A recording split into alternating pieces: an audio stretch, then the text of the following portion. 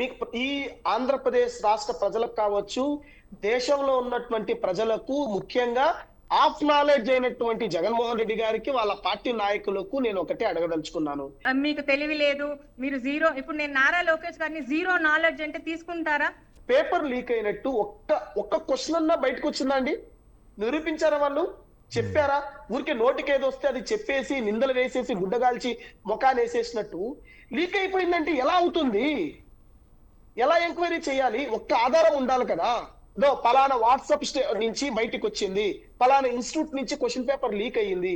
ఇక్కడ మీకు ఈ ఆంధ్రప్రదేశ్ రాష్ట్ర ప్రజలకు కావచ్చు, దేశంలో ఉన్నటువంటి ప్రజలకు ముఖ్యంగా ఆఫ్ నాలెడ్జ్ అయినటువంటి జగన్మోహన్ రెడ్డి గారికి వాళ్ళ పార్టీ నాయకులకు నేను ఒకటే అడగదలుచుకున్నాను. అసలు అక్రమాలంటే ఏంటి అనేది ముందు తెలియాలి. అర్థం పర్థం లేకుండా మాట్లాడకూడదు.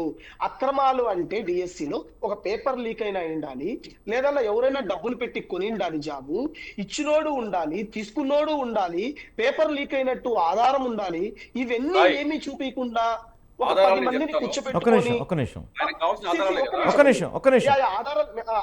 మీరు చూపించాలి, మాకు మీరు ఎక్స్ప్లెయిన్ చేయాలి, చూపించాలి. దీని ప్రసక్తి ఉండదు. ఒక్క నిమిషం సిద్దిక్ గారు ఒక్క నిమిషం చైతన్య గారు ఉన్నారు, అనలిస్ట్ చైతన్య గారు చూపిస్తారంట. చెప్పండి చైతన్య గారు, కొంచెం మీ కెమెరా వెనక్కి పెట్టుకోరా.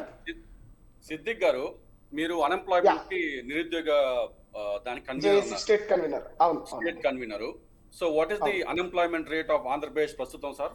జగన్మోహన్ రెడ్డి గారు హాఫ్ నాలెడ్జ్ అన్నారు కదా, అంటే అన్ఎంప్లాయ్మెంట్ రేట్ ఆంధ్రప్రదేశ్ లో ఏంటి సార్ ఇప్పుడు? వైఎస్ జగన్మోహన్ రెడ్డి 2019 నుంచి 2024 వరకు ఉన్నటువంటి పాలనలో అన్ఎంప్లాయ్డ్ సంఖ్య మీకు తెలుసా అండి? 4.2% సార్. గమ్మునుండండి. 18% ఆంధ్రప్రదేశ్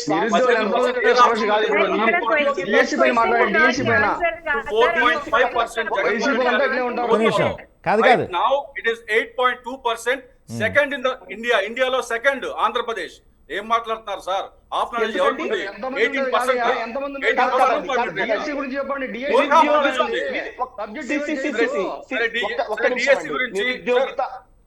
సార్ డిఎస్సి గురించి నేను ఒక 3 క్వశ్చన్లు అడుగుతా, సమాధానం చెప్పగలరా? Only yes or no. 100%.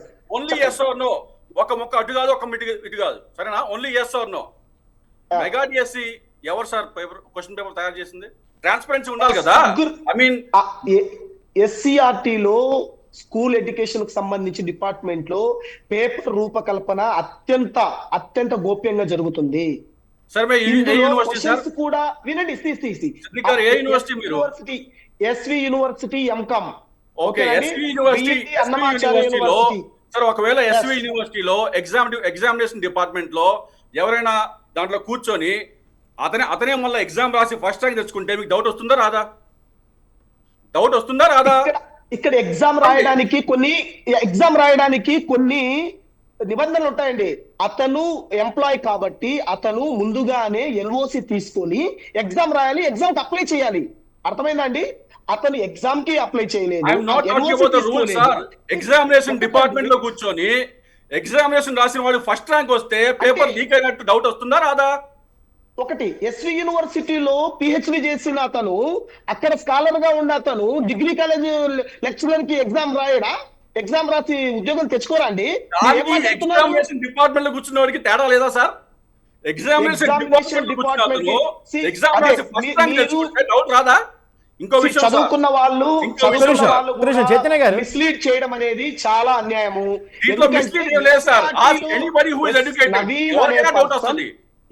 Naveen అనే పర్సన్ కేవలం అవుట్ సోర్సింగ్ ఎంప్లాయీ. అతనికి క్వశ్చన్ పేపర్ల రూపకల్పనలో కానీ క్వశ్చన్ పేపర్ టైపింగ్ లో కానీ ఎలాంటి యాక్సెస్ లేదు. దీన్ని నిరూపించడానికి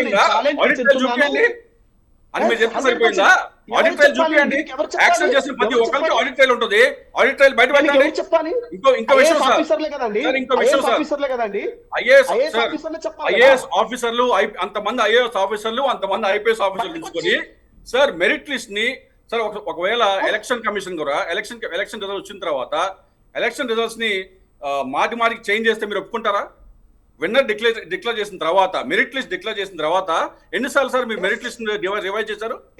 ఇంతమంది Yes, ఐఏఎస్ చేయండి. ఆఫీసర్లు ఎంచుకొని ఇంతమంది ఐఏఎస్ ఆఫీసర్లు ఎంచుకొని వినండి, you నేను can't even చెప్తాను. produce a ఒక్క నిమిషం merit list. చైతన్య గారు సిద్దిక్ గారు ఒక్క నిమిషం సిద్దిక్ గారు ఒక్క నిమిషం సిద్దిక్ గారు నాలెడ్జ్ లేదనుకుంటున్నాను. సిద్దిక్ గారు ఎందుకంటే సిద్దిక్ గారు ఒక్క నిమిషం అండి చైతన్య గారికి కూడా కొంచెం సిద్దిక్ అవగాహన గారు, లేదు. సిద్దిక్ గారు ఒక్క నిమిషం అండి.